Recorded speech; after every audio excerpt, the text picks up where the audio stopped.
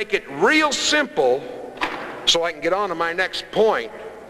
If such an amendment were in effect today, no lawyer or member of a bar association could hold any office in the entire United States government, nor in any state government, nor in any county or city government.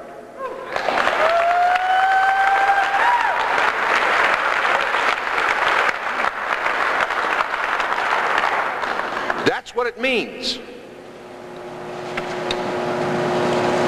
Well, as you can guess by now, we recommend as our fifth point on the agenda the enactment at the California state level of the original 13th Amendment as an amendment to our state constitutions. Now that's of course going to meet with some flack. I know that's coming, you know. I can just see these lawyers sitting up there, you know, puffing at the gills and huffing and blowing and everything else, and I can just see those worthless Federal Reserve notes flying around behind the scenes. Everybody's trying to buy everybody off, you know. It's going to be fun, I can tell you that. Because they aren't going to have any jurisdiction in that law court. Love it. No suit or case heard or tried in California shall be tried in any other court or jurisdiction where remedy exists at common law. Further, well, I better hold off on this one because I've had a lot of questions about this particular subject, and I'm going to come back to it a little later. I want to explain what I just read to you again. No suit or case heard or tried in California shall be tried in any other court of jurisdiction where remedy exists at common law. That is very specifically stated that way because currently today, if you find an at-law court and you file an at-law action and you are a person in personam, in rem, in every other form of jurisdiction you can think of, who has every right to file such a case and have it heard, every attempt made by the judge who sits on the bench to hear that case, he will make every possible attempt by hook, crook, subterfuge, or deliberate deception to slip the case over into equity.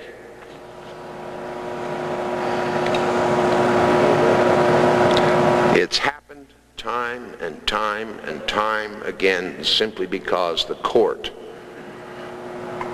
had the out and had the option. Ashwander v. Tennessee, okay, is a very important case for the IRS because it allowed the Supreme Court, in this case, the court ruled that in certain political questions the court does not have to render a verdict. Isn't that nice? Huh? Isn't that nice?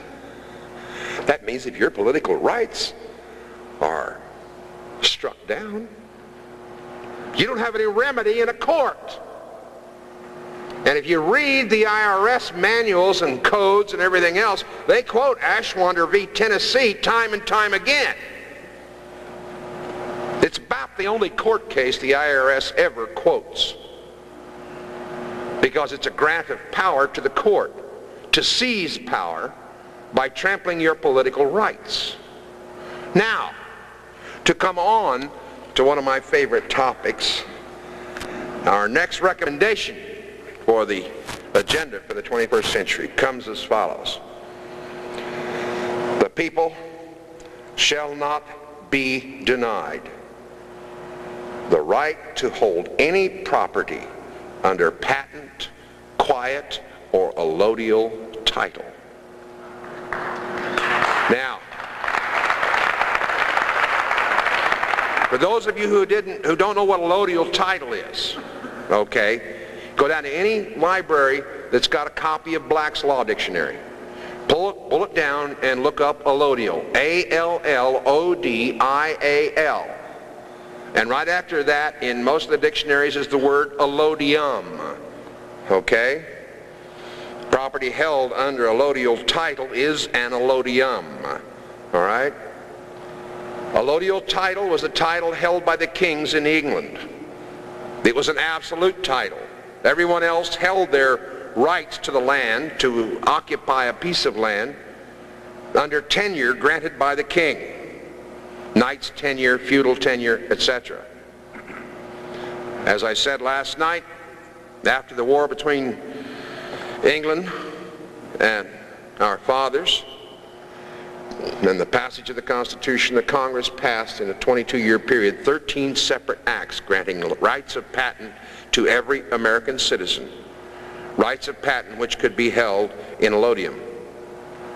And what that means is rights under allodium, in allodial title, in quiet title, etc., are rights which are absolute and cannot be taxed.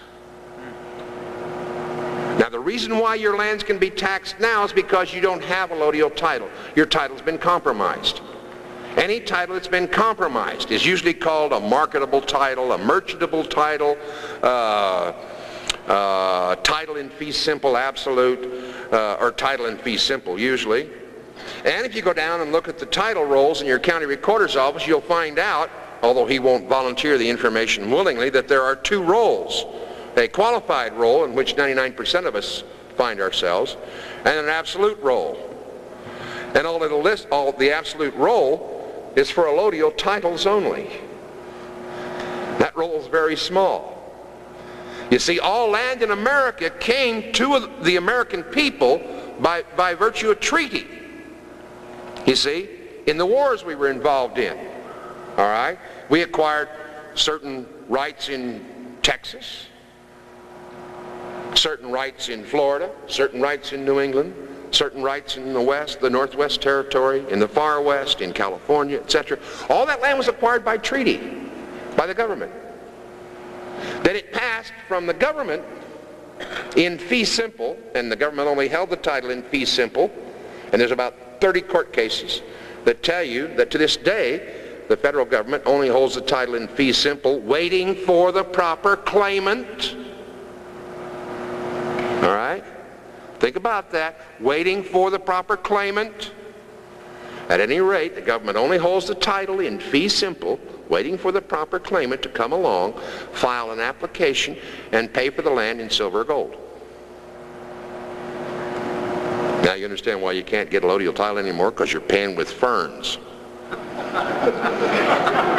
Not silver and gold.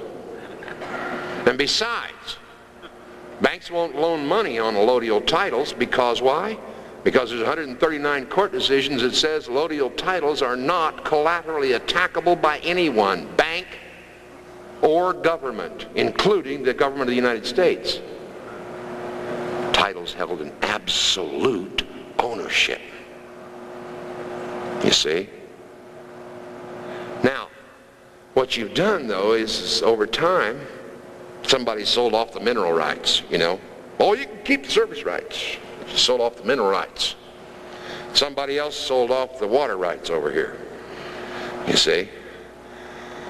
And there's a few easements granted here, and a few other things granted, power lines, easements, etc., etc., etc., every one of which clouded the title to the land. And how in the world can I justify going out and buying a piece of land? Here I am, folks. I'm your friendly legislator, and I'm going to protect your rights to the land, give you a little benefit or privilege because I'm your servant. Of course, you're going to have to pay a little tax for it. Now, the law of this land, folks, is if you pay taxes on it, you don't own it, and you don't have title to it. I don't care if it's paid for. I don't care how many years it's been in your family. If you pay taxes on it, whether it's land, house, automobile, or six-bottom plow, if you pay taxes on it, you don't own it, and you don't have title to it. And that property is seizable at any time, for any reason in this day and age, for any excuse of any bureaucrat. Did I ever tell you what a bureaucrat was? You mean I haven't? Well, one night I'm sitting at home typing away on my computer and everything else, and I come to the word bureaucrat and I get mind locked, you know, and you say, Boar, and my wife's sitting over there on the other side of the room with a stack of books around her and everything else. And I said, Gwen, pull down that big Random House there, dictionary, and look up the word bureaucrat. And she said, why? I said, I forgot how to spell it. She said, you what? I said, well, I got mind locked. She says, you're getting more and more of that the older you get. And I said, well, that's just pull down the Random House and everything else, right? Well, I'm sitting there poised, ready to start beating out the truths, right? Flaming sword and all. I got fires coming out of my nostrils. I've really got I'm on a roll, see?